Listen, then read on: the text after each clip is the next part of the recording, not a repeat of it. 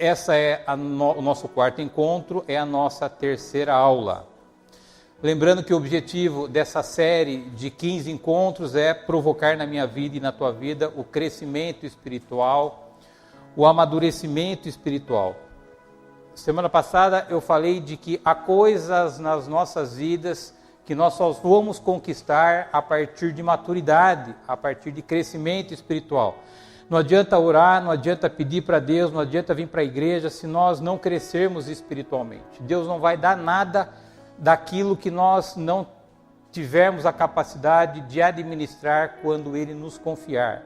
Por isso que a gente tem um processo de crescimento, um processo de amadurecimento, e na medida que a gente cresce, a gente vai experimentando as coisas maiores de Deus.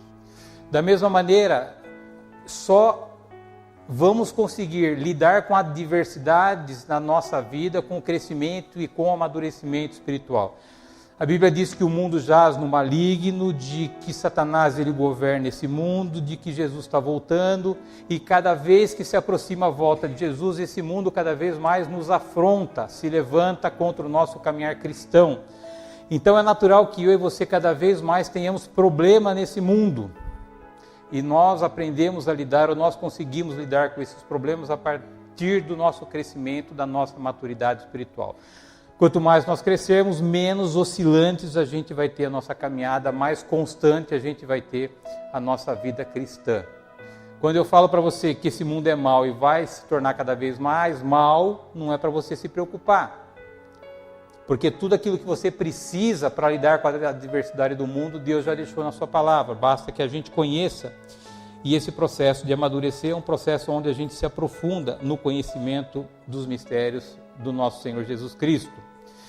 Como a gente está falando de maturidade espiritual, de crescimento espiritual, ou a maturidade e o crescimento está alicerçado no meu sistema de fé. Falei desde a primeira aula que se eu tenho um sistema de fé fortalecido, eu não tenho problema de lidar com as adversidades da minha vida. Eu não tenho problema de lidar com os meus comportamentos distorcidos. Se eu tenho um problema no meu sistema de fé, se meu sistema de fé é um sistema de fé deficiente, eu vivo uma vida oscilando, eu tenho dificuldade de lidar com as adversidades e eu acabo tendo problema no meu comportamento. E o nosso sistema de fé, ele está baseado na nossa identidade. Os 15 encontros, a gente vai bater em identidade, porque é ela que define a consistência no meu sistema de fé. Se eu tenho dúvida de quem eu sou, eu tenho problema no meu sistema de fé. Se eu tenho problema no meu sistema de fé, eu vou ter problema no meu caminhar diário. Então, todo o curso, ele está voltado nessa direção. Nos fundamentos, nas doutrinas básicas daquilo que Deus fala sobre a minha vida e sobre a tua vida. Então a gente está nessa terceira aula, primeira introdução, aula 1, quem você é, aula 2, o efeito transformador do segundo Adão, e hoje nós vamos falar sobre a necessidade de você se enxergar quem verdadeiramente você é. E nós vamos ter mais 2 aulas. E essas 5 primeiras aulas são fundamentos, são doutrinas, são bases. Se eu não construir uma casa em cima de um alicerce adequado, em algum momento essa casa vai ter problema. Vai vir chuva, vai vir ventania, vai vir temporal, e se ela não está alicerçada numa base adequada, as paredes começam a rachar, o telhado começa a cair, e a mesma coisa com a nossa vida. Por isso que essas 5 aulas, elas são direcionadas para os fundamentos. E quando a gente está falando de fundamento, a gente fala basicamente de 4 tópicos de fundamento. A gente fala de Deus, eu preciso me aprofundar no meu conhecimento doutrinal de quem é Deus, e a gente vai falar mais do que aquilo que a gente já está falando, que Deus é o nosso Pai, nada pode te separar do amor de Deus, teu Pai te aceita do jeito que você é, com as suas falhas, com os seus defeitos, Ele não é aquele Deus que as religiões constroem aí na nossa cabeça, que é um juiz, que está para punir, que está para castigar, não é nada disso, a gente tem que desmistificar quem é Deus. Então a gente vai falar muito, quando a gente fala de fundamento, quem é Deus, a gente vai falar quem você é, ou no que você se transformou a partir da cruz de Cristo. Depois a gente vai falar do pecado e a gente vai falar da salvação. Então são esses 4 pilares que completam os fundamentos do cristianismo nesses 15 encontros que a gente vai estar compartilhando aqui com você. Então você vai saber mais profundamente quem é Deus, mais profundamente quem é você. Você vai entender de que o pecado não tem mais domínio sobre a tua vida, é você que controla o pecado, que apesar de você ainda pecar, você não é pecador, você é santo, e nós vamos falar de salvação, ou seja, você já está na eternidade, você não precisa esperar Jesus voltar para você ir no céu, a Bíblia diz que você já está no céu. Então se eu tenho esses fundamentos, esses 4 pontos muito claros no meu processo de caminhar espiritual, eu começo a ter transformação na minha vida. Se eu entendo esses 4 pilares de uma maneira adequada, eu não tenho problema de viver aquilo que a Bíblia diz que eu preciso viver. O problema é que eu não conheço o fundamento e eu quero viver aquilo que a Bíblia diz que eu tenho que viver, e aí eu não consigo, porque eu não tenho uma base, um amparo para que eu possa falar. Por que a Bíblia diz que eu não preciso viver ansioso, mas eu não consigo? Eu tenho isso na minha cabeça, mas eu não consigo deixar a ansiedade. Claro que você não consegue deixar a ansiedade. Você quer deixar a ansiedade com a força da sua cabeça, da sua mente. Se você tiver o fundamento bíblico, por que você não deve viver ansioso? Por causa disso, aí você vai ver que você consegue viver na prática aquilo que a Bíblia recomenda você viver. Semana passada nós falamos do segundo Adão, que é o nosso Senhor Jesus Cristo. Nós tivemos o primeiro Adão caído, que fez a bobagem de desobedecer a Deus, e a partir dessa desobediência trouxe toda a consequência para a humanidade. E nós tivemos o segundo Adão, que é o nosso Senhor Jesus Cristo, que veio consertar aquilo que o primeiro Adão trouxe de prejuízo para as nossas vidas. Nós falamos que nós precisamos nos identificar com o Adão correto. Às vezes a gente está na nossa caminhada espiritual no segundo Adão, mas eu estou me identificando com o primeiro Adão. O primeiro Adão é um Adão caído, o segundo Adão é um Adão vitorioso. O segundo Adão é um Adão absolutamente obediente de Deus, e o primeiro Adão desobedeceu a Deus, e é por isso que teve todo o prejuízo que a gente já estudou na Bíblia. Falamos que se você está no segundo Adão, como de fato nós estamos, você já está no céu. A Bíblia diz que você está em Cristo, nas regiões celestiais em Cristo Jesus. Falamos de que tudo aquilo que é verdade a respeito de Cristo é verdade a respeito da tua vida, porque você está em Cristo e Cristo está em você. Falamos de que para que a gente possa de fato viver o segundo Adão, que é Jesus, precisa haver um novo nascimento. Nós estudamos isso lá quando o Nicodemos foi ter uma conversa com Jesus, que Jesus falou assim: cara, você tem que nascer de novo. E Nicodemos não entendeu, e Jesus falou: você tem que nascer do Espírito, não da carne. Ele falou: e ele entendeu. Então, para que nós estejamos espiritualmente no segundo Adão, a gente tem que nascer de novo. Eu falei que esse novo nascimento traz uma nova identidade, nós nos tornamos alguém que nós nunca fomos antes na vida. Falamos também do milagre de Deus, de nos transformados de pecadores para santo. Entreguei para vocês uma relação de quem você é. Eu espero que você tenha olhado, lido conforme a minha orientação, porque a Bíblia diz que eu preciso renovar a minha mente todos os dias, e eu renovo a minha mente através da palavra de Deus. E aquela relação que eu entreguei para vocês era uma relação que diz claramente o que a Bíblia diz a respeito da minha vida e da tua vida. E por fim nós falamos que nós somos um filho aceito e amado de Deus, e que nada daquilo que você faça ou que você deixa de fazer vai tirar essa relação entre filho e pai. E para fechar, nós falamos de que você é uma pessoa especial. Falamos que a tua fé em Cristo fez com que você se transformasse em alguém que você nunca foi antes. E é por isso que você pode viver vitoriosamente nessa terra, e você não precisa ter dúvida da sua capacidade de superar qualquer adversidade ou qualquer contratempo na sua vida. E hoje a gente vai falar enxergue-se verdadeiramente como você é. Então, para que eu viva verdadeiramente como filho, não basta eu ter informação, mas eu tenho que me ver como a Bíblia diz que eu sou. Porque todo mundo fala que nós somos filhos de Deus. Você pode ir para o mundo aí, perguntar para qualquer pessoa cristã ou ímpio, falar, não, eu sou filho de Deus. E não é. A Bíblia diz que só é filho de Deus aquela pessoa que nasce de novo, porque todas as pessoas que nascem naturalmente nascem separadas de Deus. E eu passo a ser filho de Deus a partir do momento que eu morro com Cristo e ressuscito com Cristo na cruz, no ato onde eu declaro Jesus Cristo como Senhor e Salvador da minha vida. E a gente ouve dentro das igrejas que nós somos filhos de Deus, e quando a gente olha no comportamento, quando a gente olha nas nossas experiências diárias, a gente vê muitas vezes experiências diárias de derrota, experiências diárias de fracasso, e isso não tem nada a ver com uma pessoa que é filho de Deus.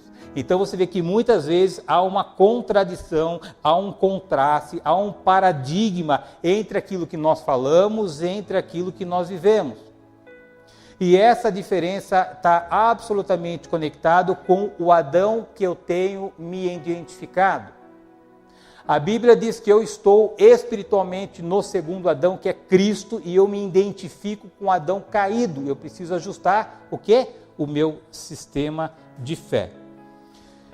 E toda essa aula de hoje a gente vai falar ou tentar transmitir para você biblicamente algumas maneiras de você verdadeiramente se enxergar quem você é. Tirar as mentiras que eventualmente estão alojadas na tua mente, tirar eventualmente experiências que têm distorcido a realidade da tua vida, para que você saia daqui um pouco mais fortalecido em relação à tua identidade. Nós, queridos, não somos filhos de Deus por merecimento. E eu e você, nós não merecíamos ser filhos de Deus. Nós recebemos um convite de Deus para nos tornarmos filhos dele. Nós nos tornamos filhos de Deus porque nós atendemos a um convite de Deus. Não é por merecimento. Ainda hoje dentro da igreja, se olhar para as nossas vidas, a gente ainda não somos merecedores de dizer que nós somos filhos de Deus.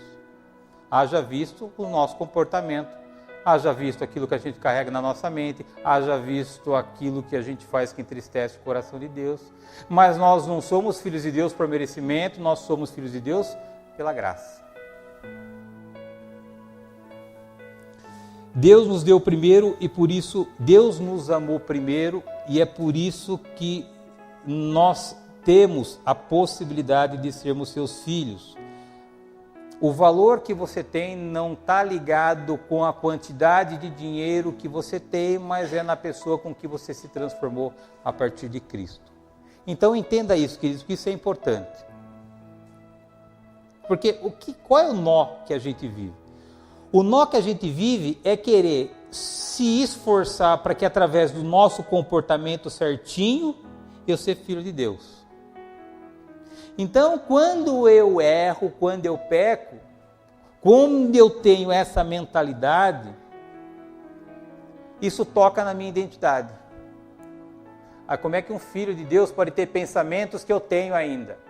Como é que um filho de Deus pode falar essas coisas que eu falo ainda? Como é que um filho de Deus ainda não perdoa as pessoas que tem que perdoar?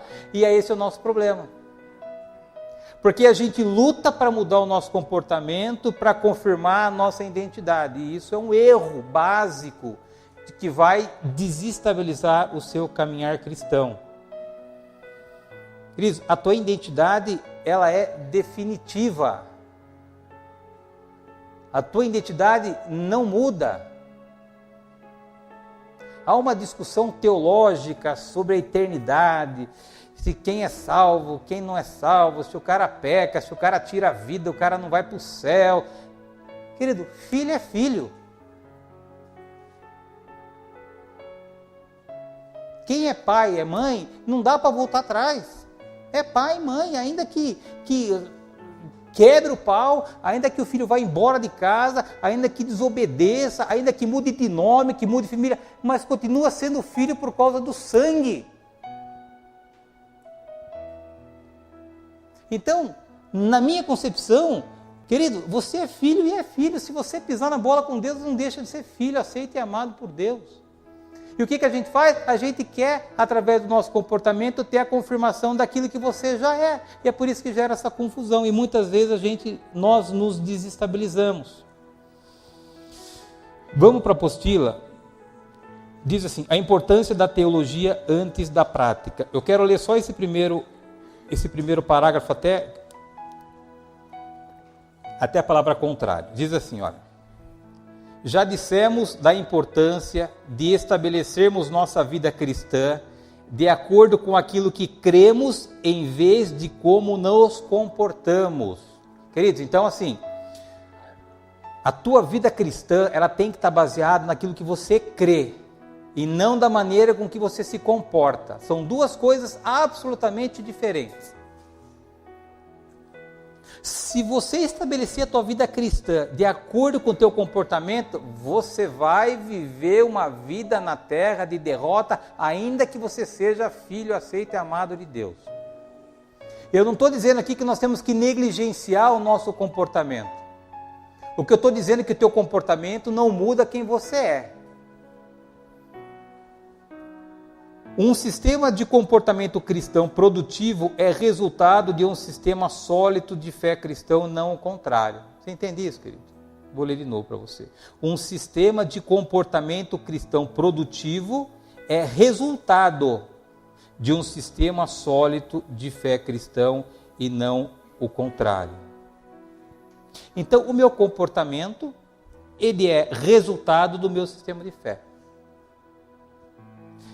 Eu não mudo o comportamento, eu mudo o sistema de fé. É o meu sistema de fé que muda o meu comportamento. E o que é meu sistema de fé? A minha identidade. Então, o meu sistema de fé, ele resulta num determinado comportamento. E aí a gente volta na questão fundamental, que são as doutrinas, que são os alicerces, que são as bases. A gente pega a Bíblia, queridos, a gente quer viver logo aquilo que a Bíblia diz que a gente tem que viver, e não é nem por maldade. Como a gente percebe que a gente ainda está no processo de transformação, a gente vem na igreja, a gente ouve as coisas, a gente pega a Bíblia, cara, eu quero viver isso. Então não é que a gente quer ser espertinho, não, é que a gente nessa ansiedade de querer ter um comportamento adequado, um comportamento diferente, a gente quer logo passar nas partes práticas e viver isso. E a gente sabe que isso não é possível. A gente não consegue viver assim. Então, em função de nós não investirmos tempo nos fundamentos, a gente vive brigando nos nossos comportamentos. Aí eu olho meu comportamento, eu olho aquilo que a Bíblia está dizendo, e falo assim, viu, não consigo viver isso, mas não consegue mesmo, porque você não conhece a base, a doutrina. Então, queridos, por que nós decidimos abrir esse tempo de ensino? Para que a gente saia da superficialidade do Evangelho, para que a nossa vida de fato crie ou esteja numa nova dimensão. Um Evangelho superficial, queridos, a gente vai ter uma vida superficial. Já disse isso, que se você pegar as epístolas do apóstolo Paulo, é metade doutrina e metade da forma como você tem que viver. Vamos pegar uns exemplos disso, queridos. Vai em Efésios 6:11.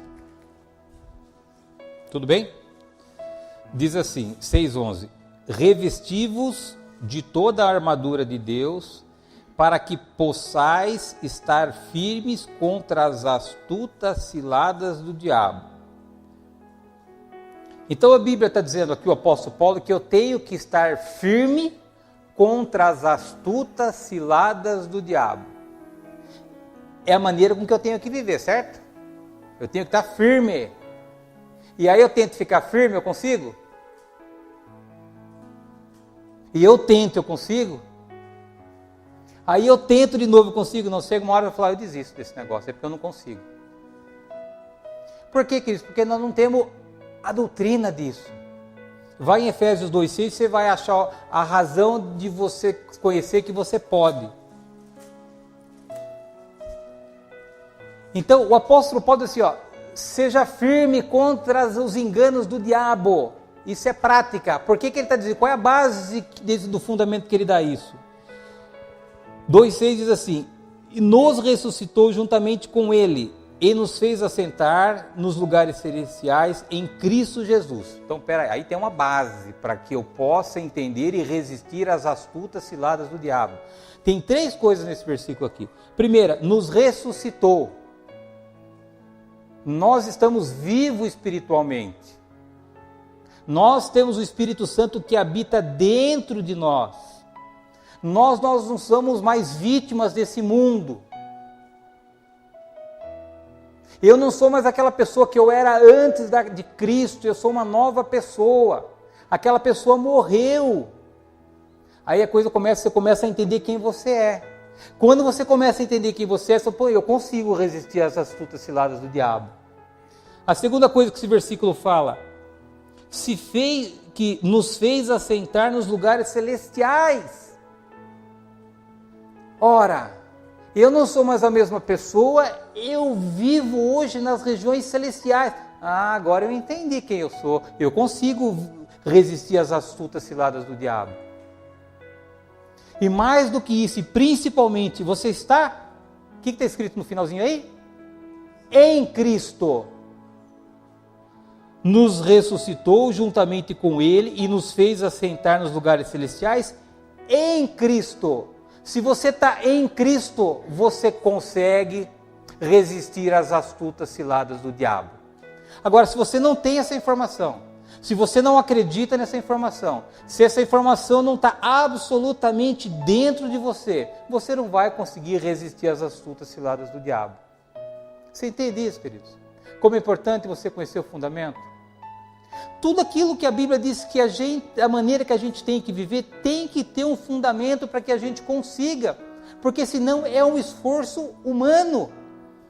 E de tanto tentar cair, o diabo vai nos convencer de que a gente não é aquilo que a Bíblia diz que nós somos, e nós somos aquela pessoa que a Bíblia diz que nós somos. Um outro exemplo, vai em Romanos 12:12. Olha que bonito a gente viver isso, querido. Todo mundo queria viver isso aqui. Alegrai-vos na esperança, sede pacientes na tribulação, perseverai na oração. Fácil, queridos? Consegue? Ser paciente na tribulação, está caindo nas coisas nas tuas costas, o mundo está caindo e você está paciente? É assim que a gente vive? Aí você vem aqui, eu prego para você, tenha paciência, gente. Você está passando um perrengue, eu venho aqui, tenha paciência, vai passar, e você consegue, queridos? Eu tenho que dar o que para você? O fundamento, a base disso, que está em Romanos 5:1. Vai em Romanos 5:1. Sendo, pois, justificados pela fé, temos paz com Deus, por nosso Senhor Jesus Cristo. Queridos, o que é justificado, queridos? Você foi aceito. Você se tornou filho de Deus. E aí nós voltamos na questão da paternidade, da nossa identidade. Por que que agora eu entendo que eu preciso entender de que eu tenho que ter paciência na tribulação? Porque eu sou filho de Deus, eu fui justificado, eu sou membro da família de Deus, eu não sou mais uma pessoa órfã que anda sozinho, desesperada no mundo. Aí você consegue ter um contraponto. Obviamente que não é lendo aqui que esse negócio vai ter sentido. Você precisa renovar a tua mente com o fundamento, com a doutrina. Aí você vai conseguir fazer com que a tua vida na prática seja aquilo que a Bíblia diz que você tem que viver. Agora, doutrina, fundamento dá trabalho. Às vezes a gente não entende. E a gente não quer investir o nosso tempo em conhecer a doutrina base. E é por isso que a gente não consegue viver aquilo que a gente sabe que a gente tinha que viver. Mas não tem jeito, querido. Nós estamos num processo de transformação, num processo de santificação. Senão a gente vira uma igreja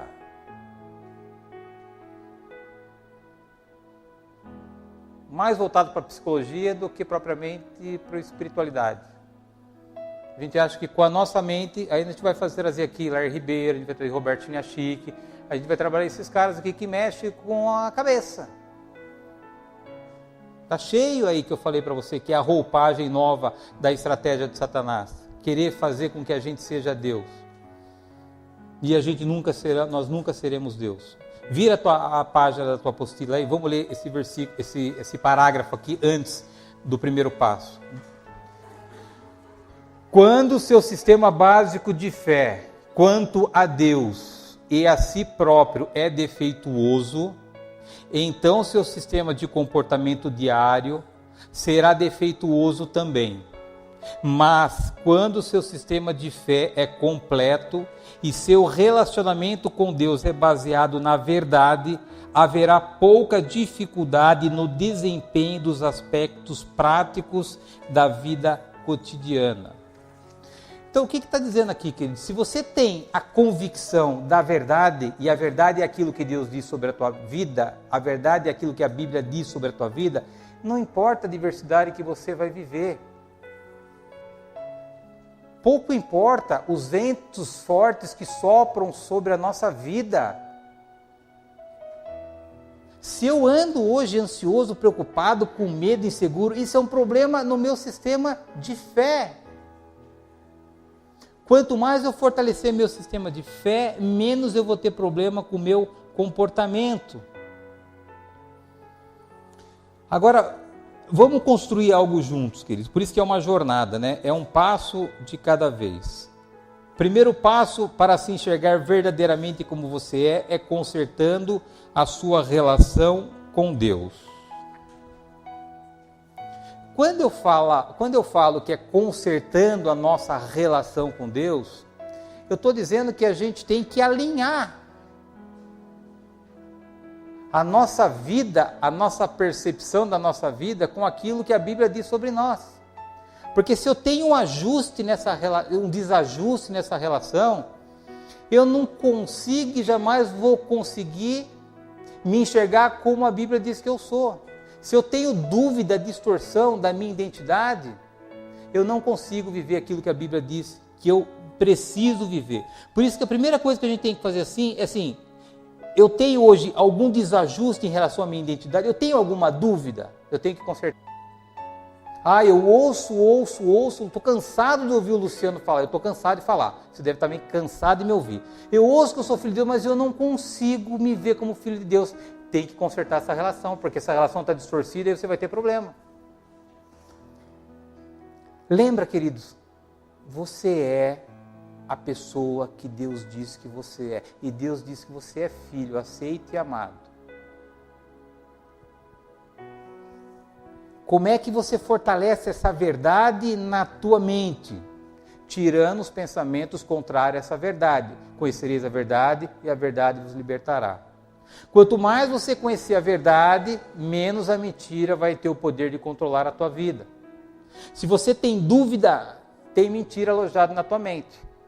Ou, como eu preguei domingo, ou tem algum trauma, ou tem alguma falta de perdão que te causa problema na tua identidade.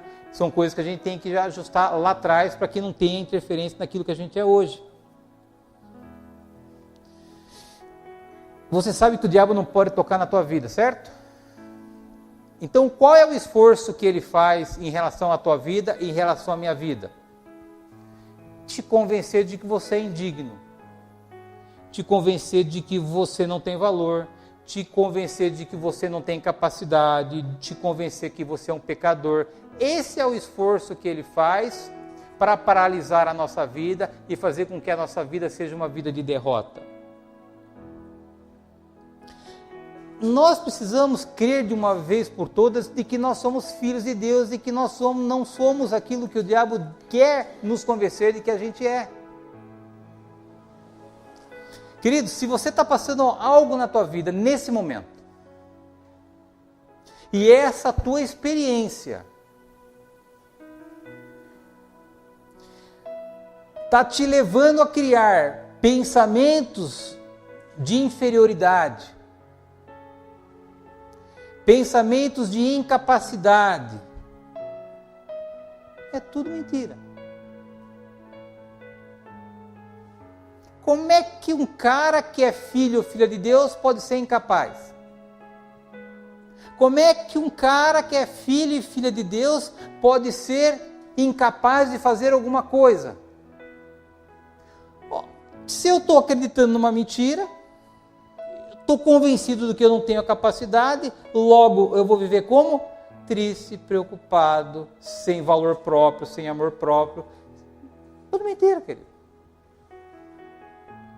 De novo, a gente luta contra comportamento. Quer dizer, como o nosso sistema de fé está alicerçado nesses 4 pilares, não tem jeito, eu tenho que falar para você sempre isso. Quem é Deus, quem é você, quem é o pecado, a salvação, não tem jeito. É que nem uma casa. Não dá para você fazer uma estrutura, um alicerce diferente. Então eu tenho que falar sempre a mesma coisa para você, para que o Espírito Santo pegue essa palavra, te ajude, porque Ele é o Espírito Santo que convence e nos encaminha por toda a verdade, e que Ele faça com que cada vez que você ouça isso passe a ser um pouco mais de verdade no teu coração. Então o trabalho do diabo é aqui, todo dia, dizer que você não pode, que você não é capaz. Eu lembro aqui quando a gente começou os PGs, né, Wagner? A ansiedade dos líderes de que a gente não era capaz. Olha a bênção que está indo, querido. Num primeiro momento não se viam como filho de Deus, preocupados se ia conseguir, não ia conseguir. Estamos fechando um ano de 2018, virar a chave. Esse é o nosso ponto de atenção, queridos. Todas as vezes que vier pensamento para te jogar no chão, para colocar dúvida na tua capacidade, isso é mentira. A contrapartida disso é a tua convicção de que você é filho de Deus. E não por merecimento, mas pelo amor que Deus tem pela tua vida. Você entendeu isso, aceitou o convite, pela fé no nosso Senhor Jesus Cristo, morreu aquela outra pessoa, morreu uma nova, e você passou a ser membro da família de Deus. Então entenda isso, querido. Nós não servimos Deus para ser aceito por Ele. Nós somos aceitos por Ele, por isso que a gente serve a Deus. Percebe como faz diferença isso, queridos? Nós não seguimos a Deus para sermos amados. Nós somos amados por Ele, por isso que nós o seguimos. E o diabo faz o quê? Ele inverte essa equação. Agora, tudo na minha vida e na tua vida, queridos, é fé. Não tem jeito. O esforço que você vai ter que desenvolver na tua vida é acreditar que tudo que está escrito aqui vem de Deus para você. E como é que você faz isso? Crendo. Você nunca vai sentir. Ou você crê, ou você não crê. Talvez você sinta algo depois que você crê, mas não espere sentir algo para depois você crer, que você não vai conseguir. Então, eu e você, nós não estávamos lá quando Jesus foi crucificado, nós não estávamos lá quando Jesus ressuscitou. Nós não estávamos lá no Jardim do Éden quando diz que desobedeceu e que entrou o pecado no mundo. Quando vieram falar de Jesus para nós, eu aceito Jesus como Senhor e Salvador, a gente fez isso, mas a gente não tinha convicção de que de fato isso ia acontecer, mudar a minha vida e a tua vida. A gente sentiu uma paz, mas convicção a gente não tinha. O que a gente faz? Fé, querido. Então a nossa vida com Cristo é uma vida alicerçada na fé. Abra a tua Bíblia em Romanos 1, 16 e 17.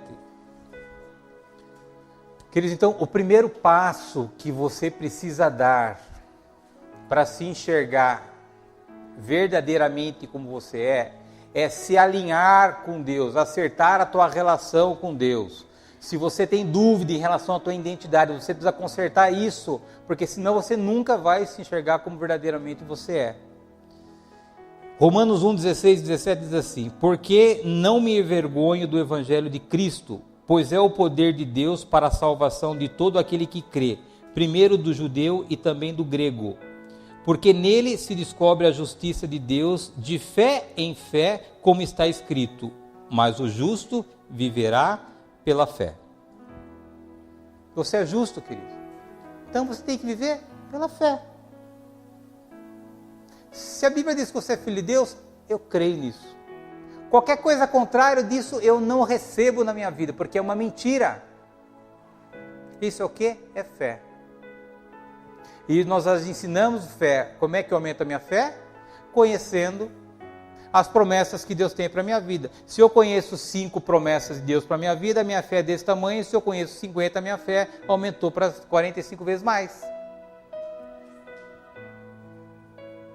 Então, o sucesso da vida cristã é crer na verdade sobre nós. Você quer ter sucesso no teu ministério, você quer ter sucesso na tua família, você quer ter sucesso na tua empresa, acredita na Bíblia. É isso que garante o teu sucesso. Agora, eu e você, nós temos uma outra escolha? Nós temos. Acreditar no diabo, que vai querer dizer que você ou eu somos pecadores. Isso é uma mentira. A Bíblia diz que nós somos o santo e justo declarado por Deus. Essa é a verdade. O segundo passo para se enxergar como verdadeiramente você é conhecer o efeito da graça de Deus para a sua vida. Então, a primeira coisa que você tem que fazer, queridos, ajustar a tua relação com Deus. Se você tiver algo distorcido em relação à tua convicção da tua identidade, conserte isso. Como é que eu conserto isso? Bíblia, culto, PG, louvor, doutrina, fundamento. E você tem um material que a gente está fornecendo, você tem áudio que a gente está gravando, não há falta de material que a gente possa dar desculpa que a gente não consegue fortalecer a nossa identidade. A segunda coisa, eu tenho que entender o efeito da graça na minha vida. O que é graça, queridos? É favor imerecido. Nós recebemos de Deus gratuitamente sem nós merecermos. E aqui eu tenho uma folhinha que eu trouxe para você, que eu não sei onde é que está, eu achei, que diz assim: como estou em Cristo pela graça de Deus. Vocês acharam aí?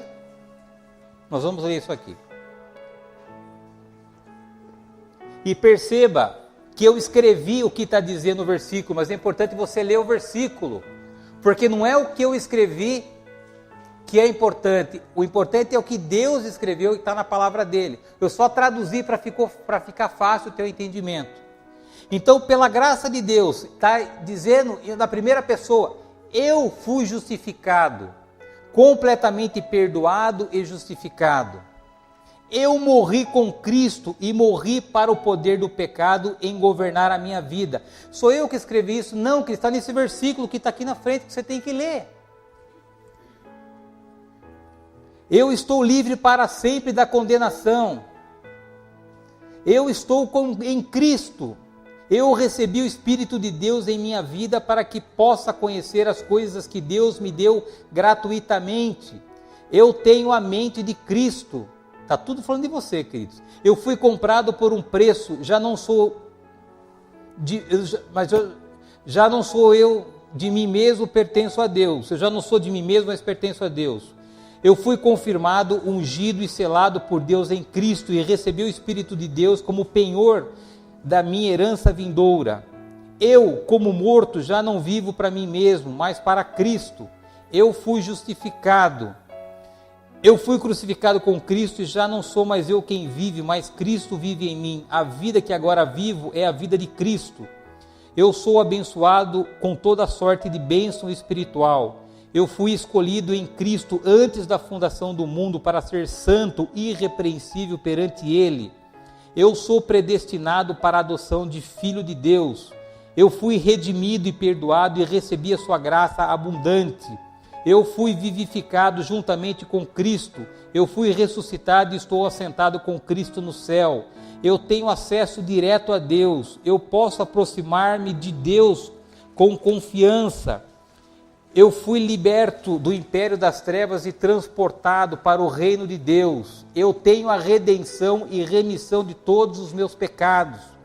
Eu sou a morada de Deus. Eu estou sobreedificado e arraigado em Cristo. Eu fui circuncidado espiritualmente. Minha natureza velha não regenerada foi removida. Eu sou completo em Cristo. Eu fui sepultado, ressuscitado e vivificado em Cristo. Eu morri com Cristo e fui ressuscitado com Ele. Minha vida agora está oculta com Cristo em Deus. Agora Cristo é a minha vida. Eu recebi o espírito de poder, de amor e de moderação. Eu fui salvo e chamado por Deus. Eu, como santificado, sou um com o que santifica. Ele não se envergonha de chamar-me de irmão.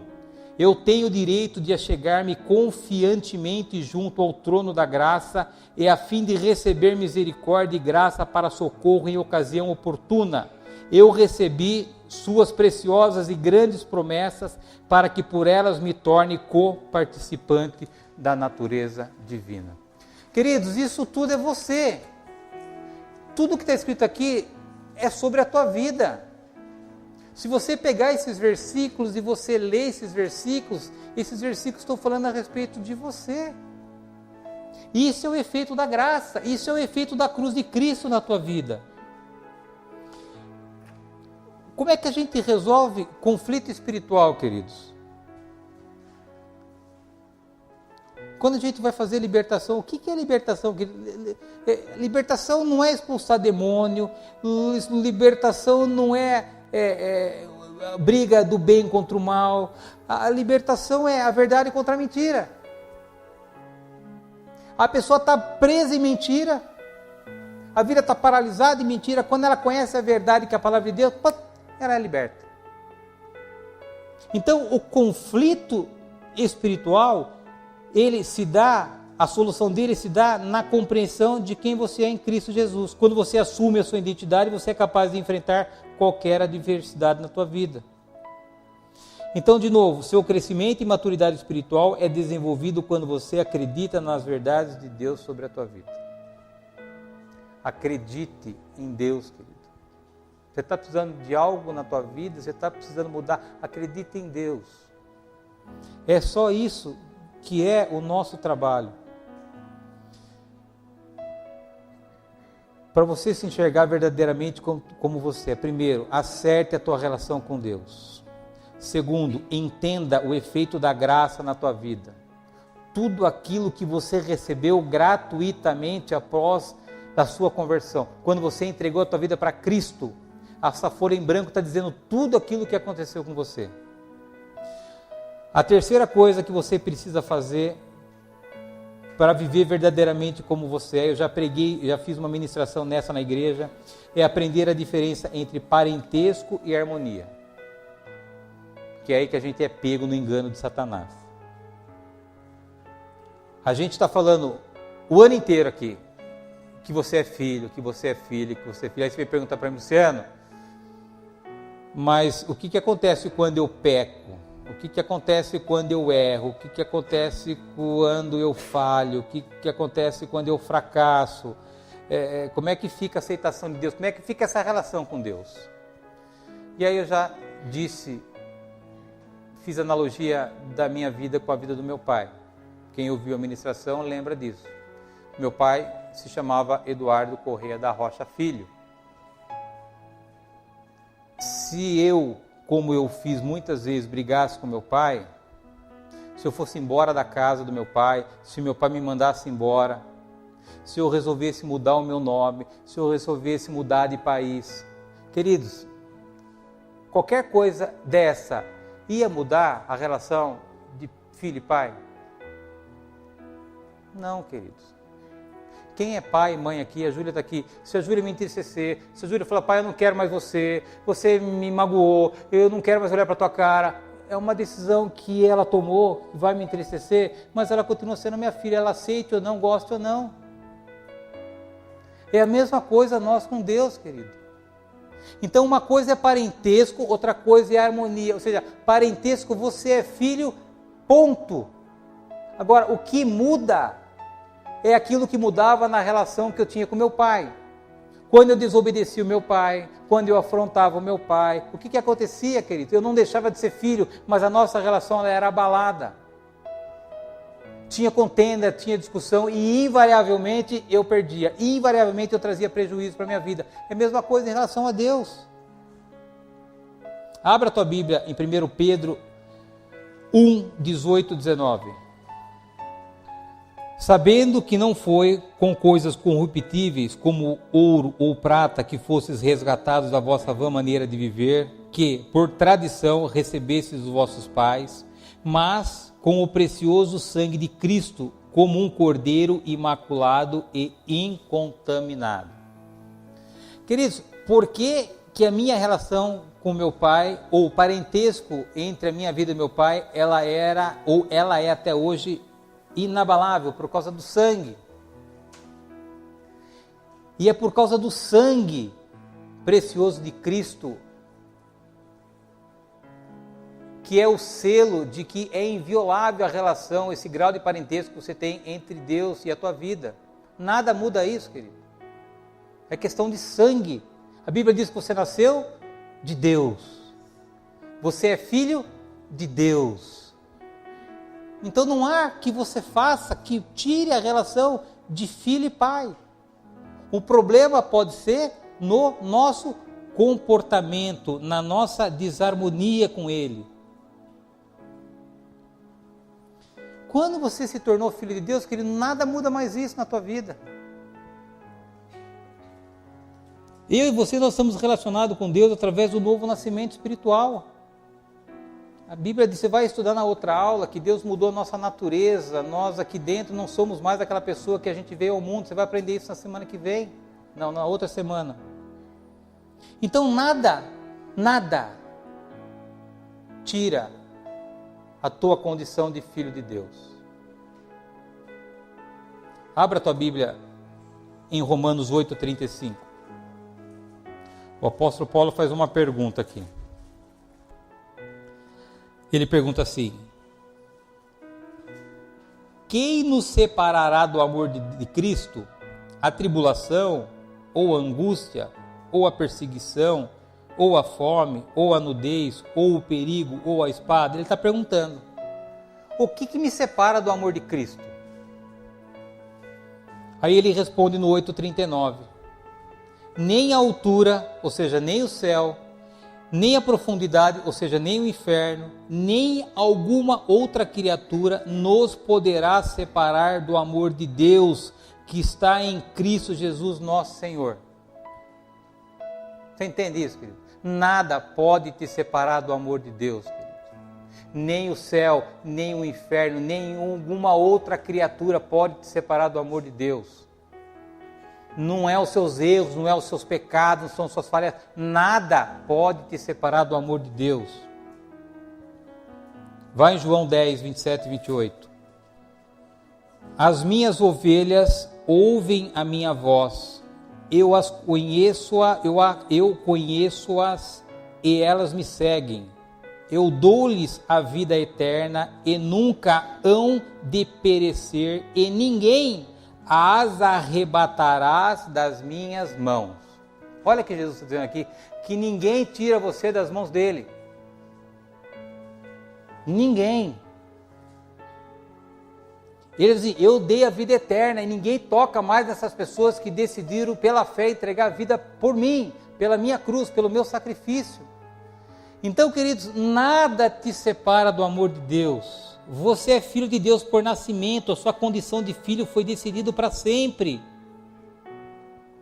Agora você pode quebrar a harmonia. A sua harmonia não toca na tua identidade. Então, aonde eu e você nós temos que focar o nosso crescimento espiritual? No parentesco? Não, você não pode mais ser mais filho ou menos filho, você é filho e ponto. O nosso crescimento espiritual tem que estar na harmonia. E a harmonia é onde? Na obediência. O foco que eu e você temos que ter para que a gente amadureça, cresça espiritualmente, é ser obediente. Aquilo que Adão e Eva não foram. Não adianta você querer se convencer de que você é filho e isso não muda mais. Se você focar a tua vida espiritual na obediência de Deus, você vai ver como você vai crescer. E uma das obediências que você pode demonstrar para Deus, queridos, é acreditar na verdade que Ele diz sobre você. todo o meu esforço, todo o seu esforço tem que estar canalizado na obediência, queridos. Não se discute parentesco, não se discute identidade, se discute obediência. Tá claro, queridos? Para você se ver verdadeiramente como você é, a primeira coisa que você tem que fazer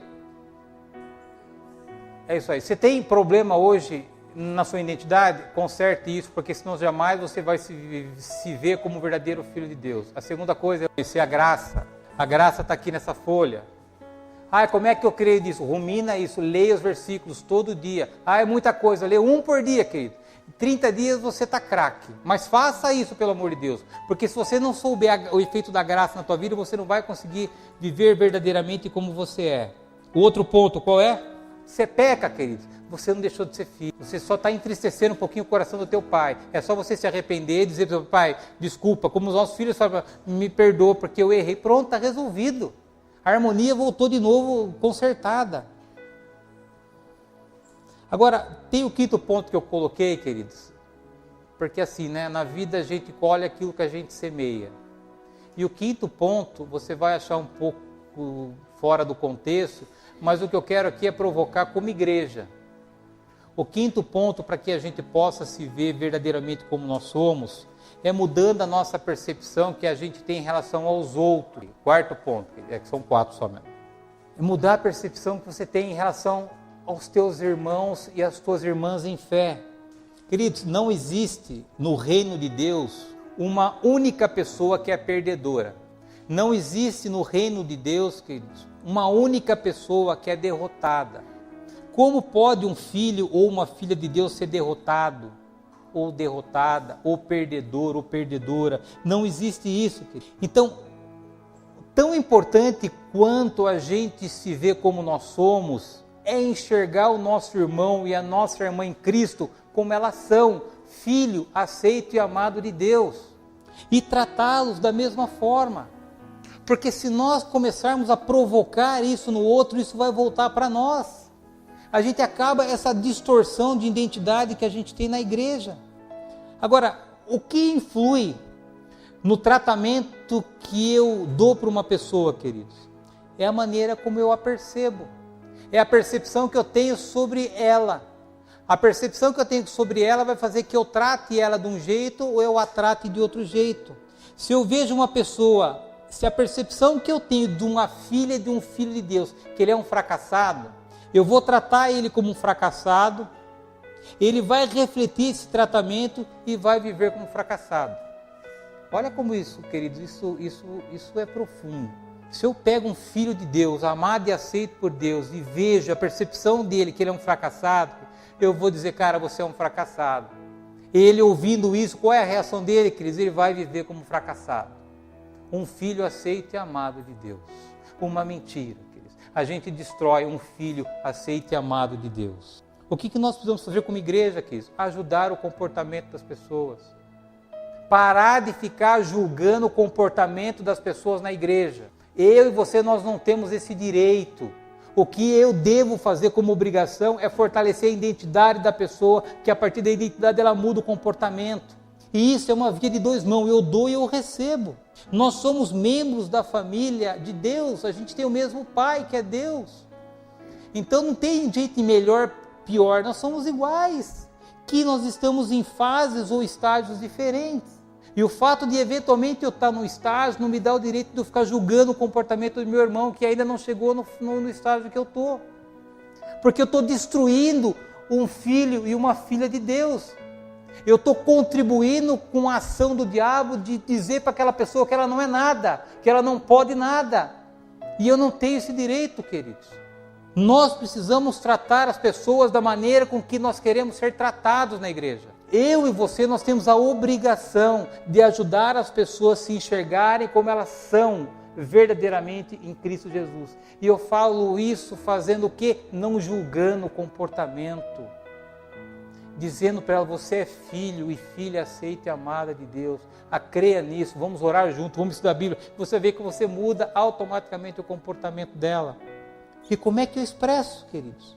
A percepção que eu tenho das pessoas? Com palavras. é aquilo que eu falo sobre ela, ou aquilo que eu comento sobre ela. Eu estou expressando a percepção que eu tenho sobre ela. Então vamos lá. Como expressamos nossa percepção dos outros? Principalmente pelo que lhes dizemos. Estudos mostram que numa casa normal, olha só, queridos, nossa casa. Estudos mostram que numa casa normal, para cada coisa positiva que se diz a uma criança, 10 coisas negativas são ditas. Olha, queridos, que coisa. Para cada uma coisa positiva que a gente fala para o nosso filho, 10 é negativa.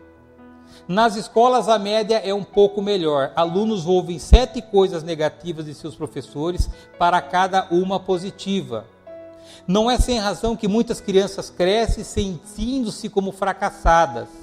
O mesmo estudo também indica que são necessárias 4 coisas positivas para anular o efeito de uma declaração negativa.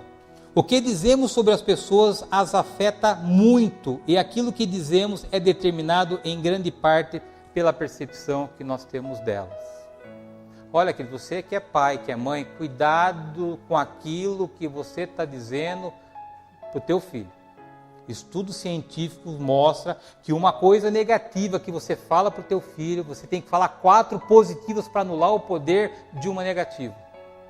E aí não adianta o nosso filho crescer, ser fracassado, a gente dizer que ele é incompetente, porque nós contribuímos com a incompetência dos nossos filhos, falando palavras que nós não deveríamos falar para eles, sobre a vida deles. No Novo Testamento deixa claro que nós somos santos, que nós pecamos. Então quando você pegar um irmão seu assim, que está pisando na bola, não olha ele como um pecador que ele não é, olha ele como um santo, porque aí você não vai julgar o comportamento dele. Você vai talvez ter misericórdia porque ainda ele não tenha claro a identidade dele. Nós não devemos enfatizar o pecado do outro. Somos chamados para reconhecer a semelhança de Cristo, um no outro mutuamente. Ai, se a gente vivesse isso, como a gente seria diferente na igreja? Parar de julgar as pessoas pelo comportamento. Reconhecer quem são as pessoas de fato, filhos e filhas aceitos e amados de Deus. Queridos, quando eu vou ministrar com casais, abrem Efésios 4:29. Sabe quando o casal está pegando fogo? Eu falo assim para ele, gente, você esquece a Bíblia, você não precisa estudar a Bíblia, você estuda um versículo só e viva um versículo só. Se você fizer isso, você transforma o teu casamento. Queridos, o que acontece quando a gente está em crise com o nosso casamento? Quando o teu cônjuge pisa na bola, quando ele te decepciona, você lança a palavra de amor para ele, queridos? Não. Vira um tiroteio, vira uma guerra. Quanto pior a palavra, parece que é melhor para nós. E o que a Bíblia diz? 4:29. Não saia da vossa boca nenhuma palavra torpe, mas só a que for boa para promover a edificação, para que dê graças ao que ouve. E isso não é só casamento, isso é qualquer relacionamento. Não saia da tua boca qualquer palavra de destruição, de acusação, de agressão, mas só a palavra boa para promover a edificação, para que dê graças ao que a ouve. Então, queridos, para de discutir, para de querer ter razão, para de lançar palavra para destruir, lance palavra para edificar. Se num casamento, por exemplo, cada um tiver essa disposição de abrir mão do orgulho e ainda que esteja ferido, lançar palavras de edificação, não há casamento que não se mantenha estruturado e consolidado. Agora pode ver, queridos, é só palavra de morte, palavra de destruição, palavra de acusação, e a Bíblia diz assim, não faça isso. Perceba, queridos, que nós temos o poder de conceder a graça pelo outro, ou nós temos a capacidade de conceder graça a outra pessoa, querido. E como nós fazemos isso? Através das palavras. Palavras para edificar, palavras para fortalecer, para exortar, não é para destruir, queridos. Se não dissermos nada ofensivo e tão somente nos edificarmos uns aos outros, faríamos parte da equipe de Deus para a construção da igreja. em vez de sermos membros da equipe de demolição de Satanás. É isso que a gente é às vezes, queridos. Inconscientemente a gente é membro de demolição da equipe de Satanás. Quando a gente acusa, quando a gente lança palavras torpes, a gente quebra relacionamento, a gente amaldiçoa a pessoa, a gente gera uma confusão no coração das pessoas, queridos. E a gente foi chamado para que nós sejamos membros para construir a igreja de Cristo. Está claro, queridos, o conteúdo dessa aula? Resumindo, mais uma vez, o que você tem que fazer para se enxergar como você é? Conserte a tua relação com Deus. Segundo, conheça o efeito da graça. Você tem um material aí para você estudar sobre isso. Terceiro, entenda a diferença entre parentesco e harmonia. E por último, trate as pessoas de uma maneira que vai edificar a vida delas. Mude a percepção que você tem sobre a vida das pessoas. Para de lançar palavras de morte, palavras que trazem dano ao coração das pessoas, queridos. Eu sempre falo, você e eu, nós não mudamos ninguém, queridos. Eu não tenho essa capacidade de mudar a tua vida, você não tem a capacidade de mudar a minha vida. A gente começa a gerar mudança no outro quando a gente muda. O poder de transformar o outro está na transformação da nossa vida, queridos. Então, a primeira aula, nós falamos sobre a nossa identidade, quem você é. E nós falamos na primeira aula que você é filho, aceito e amado de Deus por causa da sua morte e ressurreição em Cristo Jesus. A segunda aula, nós falamos sobre o efeito transformador do segundo Adão na sua vida. E hoje você aprendeu como é que você se enxerga verdadeiramente como você é. Dúvida, queridos, está claro? E aqui a gente fecha a nossa terceira aula. Queridos, você tem material para transformar a tua vida aqui, queridos. Não há desculpa, não há nada que você possa dizer que você agora não comece a entender coisas que talvez você até então não tinha entendido. E tudo está na Bíblia, queridos. O que a gente está aqui é traduzindo de uma maneira mais fácil a compreensão para que de fato o Espírito Santo nos ajude nesse processo. Por isso, se você está cansado de viver o que você está vivendo, invista a tua vida nessas aulas. Tem os áudios, ouça os áudios de novo, tem a apostila, leia as apostilas de novo. Você vai ver que isso vai fazer toda a diferença na tua vida e na tua história. Alguma dúvida?